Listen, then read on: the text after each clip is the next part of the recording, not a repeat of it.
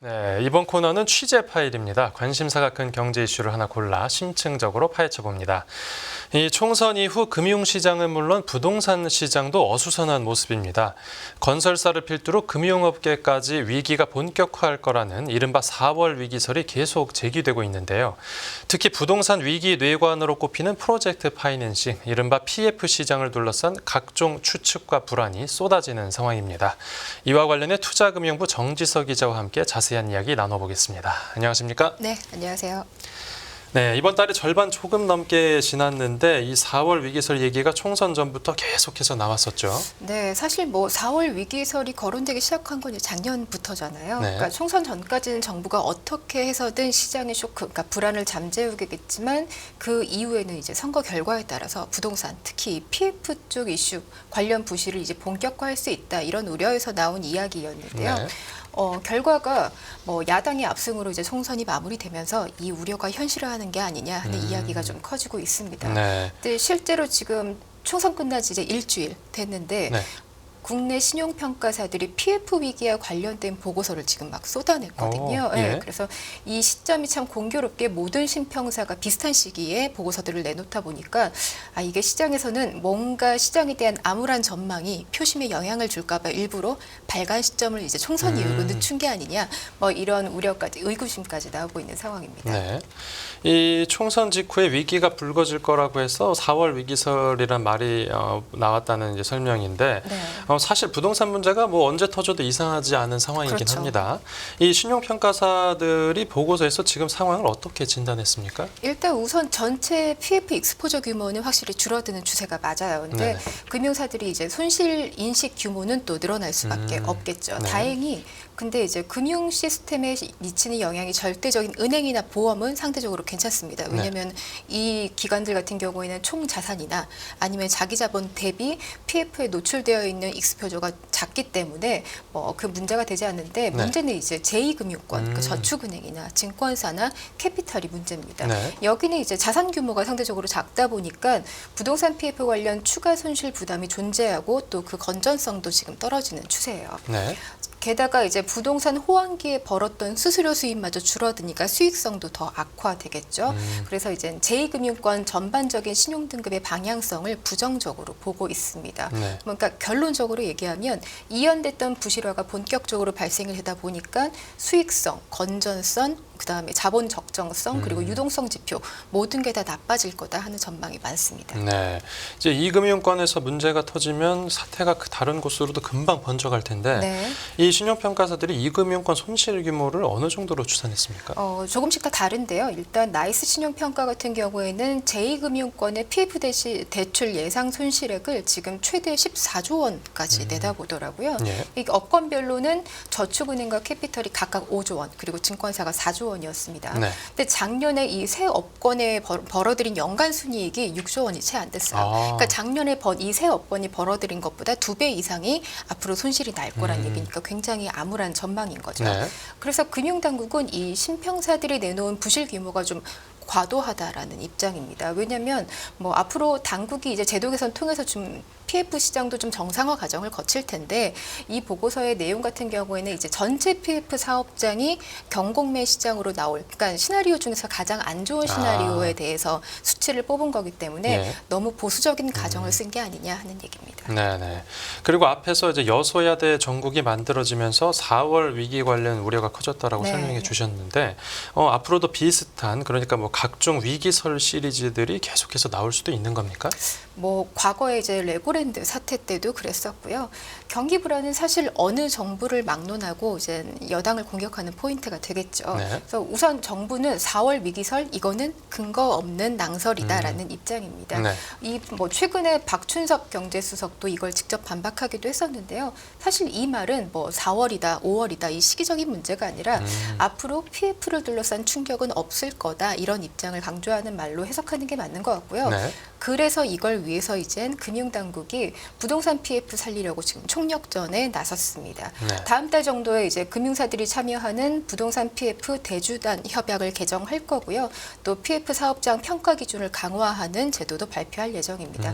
이 과정을 거치면 아마도 현재 한 3천 개 정도 되는 PF 사업장에 대한 구조조정이 본격화될 걸로 보입니다. 그 PF 사업장 구조조정이라고 하는 건 네. 이제 앞서 정부가 옥석 가리기를 통해서 신규 자금을 투입하겠다라고 발표했었던 내용이죠. 네, 맞아요. 결론적으로는 그런데 방점이 신규 자금이 아니라 네. 이제 재구조화에 찍혀 있다고 봐야 할 것 같아요. 그러니까 예. 아무데나 돈을 그냥 주는 것이 아니라 시장의 논리에 맞게 사업성이 있는 곳에만 돈을 주겠다는 겁니다. 네네.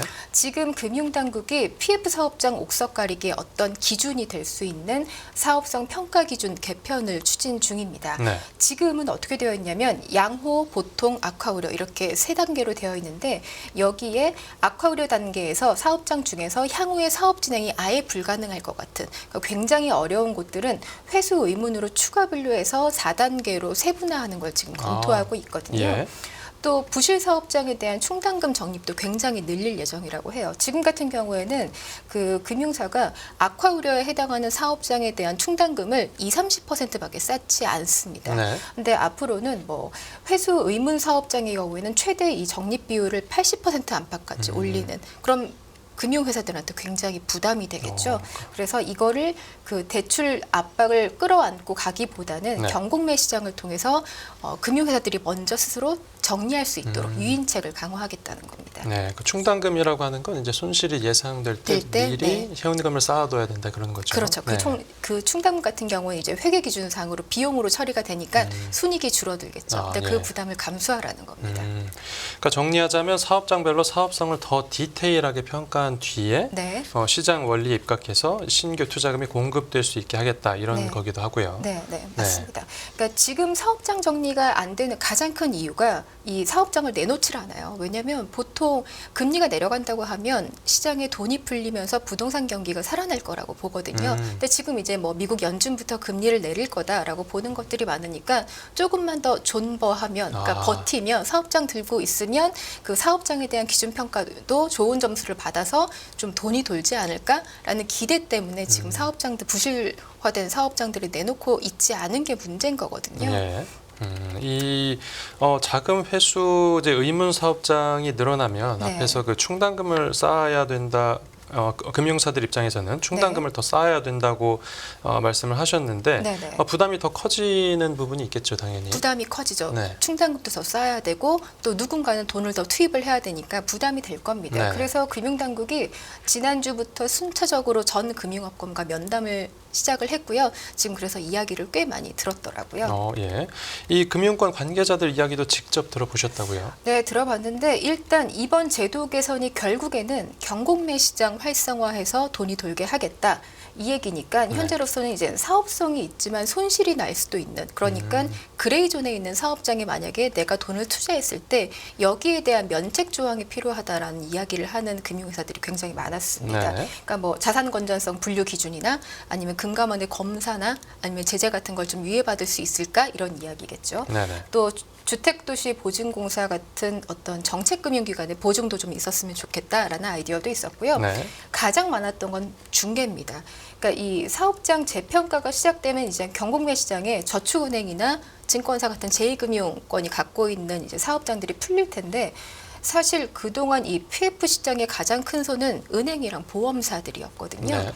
지금 표를 좀 보시면 실제로 작년 말 기준이에요. 국내 금융회사의 PF 대출 규모가 전체가 136조 원 정도 됩니다. 근데 네. 이 중에서 은행과 보험이 각각 40조 원 이상, 그러니까 도합 90조 원 정도를 담당하고 있었거든요. 네네. 전체의 70%가 넘는 규모입니다. 그러니까 그렇다 보니 은행과 보험사, 그러니까 소위 쩐주가 될 수 있는 곳들과 매칭이 없이는 진짜 돈이 돌까 하는 걱정들을 하는 것들이 꽤 많았습니다. 네.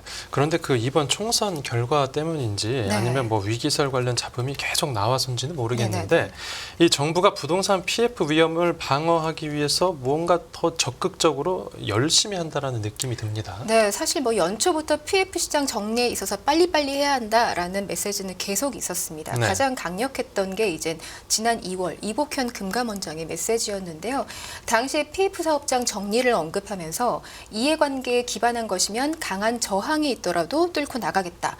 또 금리 내리기 기다리면서 버티기 돌입해서 좀비 사업장 정리 안 하면 금융사들 퇴출하겠다. 이런 이야기까지 했었죠. 사실 당국자 입에서 나올 수 있는 굉장히 센 발언이었거든요. 네. 근데 정부가 보면 지금까지 PF 시장 정상화 연착륙시키겠다. 그러니까 시장에 쇼크가 오지 않도록 내리막길 만들겠다고 강조를 하면서 사실 만기 도래 대출 그리고 자산 유동화 증권으로 어떤 시장의 돌려막기는 계속 있었습니다. 네네. 그러다가 갑자기 태형건설이 터졌죠. 네. 그러면서 건설사 위기가 더 부상을 했는데요. 뭐 물론 금융당국이 노력을 하면서 급한 불은 좀 껐습니다. 근데 여전히 또 다른 태형건설이 나올 수 있지 않을까? 부동산 PF가 또 터지는 거 아닌가라는 우려는 계속 있는 것 같습니다. 네, 방금 말씀해주신 이 태형건설 같은 경우에는 얼마 전에 네. 이 워크아웃, 그러니까 재무구조 개선 작업을 어떻게 할지 구체적인 윤곽이 나왔는데 네. 아무래도 이 태형건설이 이번 부동산 PF 사태 주범이었던 만큼 이번 워크아웃 사례가 앞으로 이제 PF 사업장 정리에 미칠 영향도 크다고 볼 수 있겠죠. 그럴 수밖에 없는 게 태형건설의 PF 사업장 처리 방향이 이제 사실 앞으로 금융당국이 추진하는 전체 PF 정리 사업의 어떤 가늠할 수 있는 시금석 네, 축소판이라고 볼 수 있거든요. 네. 그렇다 보니까 지금 정부, 그러니까 당국자 입장에서는 PF 사업장 정리에 대한 모범 사례가 꼭 필요합니다. 네. 그렇다 보니 태형건설에 이목이 더 집중되는 거고요. 네. 그런데 또 이걸 두고 PF 업계에서는 이런 당국의 방향성 때문에 혼란스러워하는 분위기도 있습니다. 혼란스러워하는 건 왜 그렇죠? 아무래도 정부가 지금 지난해 PF 대주단 협의체를 꾸리면서 만기 연장을 주도를 했죠. 네. 근데 그 이후에 금융기관들한테 PF 시장 손실 숨기고 있다 하면서 비판이 굉장히 셌었어요. 네네네. 근데 지금은 또 어쨌든 금융기관들한테 재구조화가 먼저라고 하지만 어쨌든 재평가를 통해서 신규 자금을 공급하라 이렇게 이야기를 하고 있거든요. 네. 이 메시지들이 나올 때마다 조금씩 뉘앙스의 차이가 조금씩 있습니다. 네. 그래서 아무래도 뭐 옥석 가리기를 한다고 해도 진짜 돈이 PF 시장으로 돌 수 있을까라는 의구심이 있는 게 현실이고요. 이제 뭐 본격적으로 떨어질 거라고 하는 미국의 금리 인하 전망이 좀 요즘에는 후퇴하는 추세고 네. 또 이스라엘과 이란 간의 어떤 예상하지 못했던 지정학적 위기도 지금 일어난 상태거든요. 네. 그러면서 이제 여전히 시장의 금리는 높습니다. 그게 지금 PF 시장을 옥죄고 있는 거고요. 마침 이제 1시간 전에 이복현 원장이 중동 분쟁 관련해서 금융시장 점검 회의를 열었습니다. 네. 이 자리에서 부동산 PF 연착륙 그리고 고금리 장기화 가능성 등 시장 충격에 대비한 부실 자산 신속 정리에 굉장히 속도를 내겠다, 만전을 기하겠다고 했으니까 네. 앞으로도 시장 상황을 단언하기 힘드니까 좀 PF 시장의 혼란은 당분간 이어지지 않을까 싶습니다. 네, 알겠습니다. 오늘 부동산 PF 문제 앞으로도 계속 주시해야 되겠습니다. 오늘 말씀 잘 들었습니다. 네, 감사합니다.